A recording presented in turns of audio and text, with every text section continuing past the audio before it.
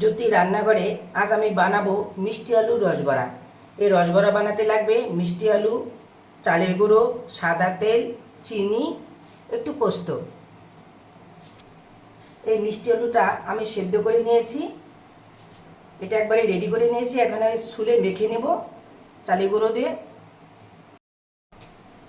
এটা চিনি রস, এখানে 1 কাপ জল, 1 কাপ চিনি আছে, এই দিয়ে আমি রস বানিয়ে নিয়েছি। আমি মিষ্টি আলুটা সরে নিয়েছি, এর মধ্যে চালের গুঁড়ো পরিমাণ মতো, একটু পোস্ত দেবো, বেশি না, একটু। এটা মেখে নেব সুন্দর করে।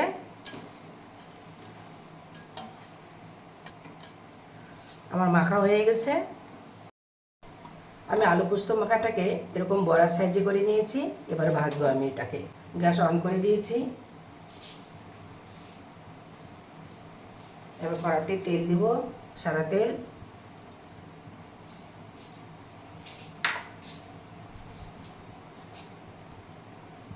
তেল গরম হয়ে গেছে, এবার আমি বড়াগুলো ছাড়বো।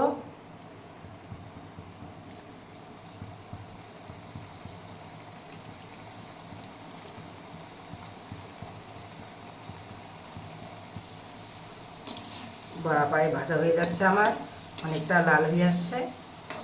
আর একটু লাল হলে নামিয়ে নেব।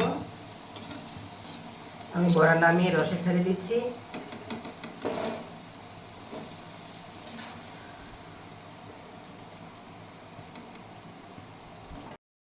আমার বড়া ভাজা হয়ে গেছে, রসে ছাড়বো।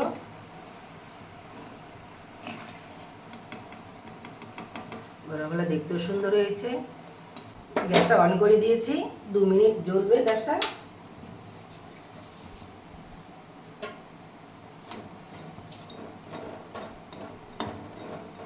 একটু সামান্য ফুটিয়ে নেব রসে।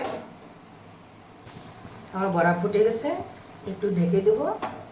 গ্যাসটা বন্ধ করে দিলাম। 5 মিনিট পরে বড়াটা আমি নামিয়ে নেব।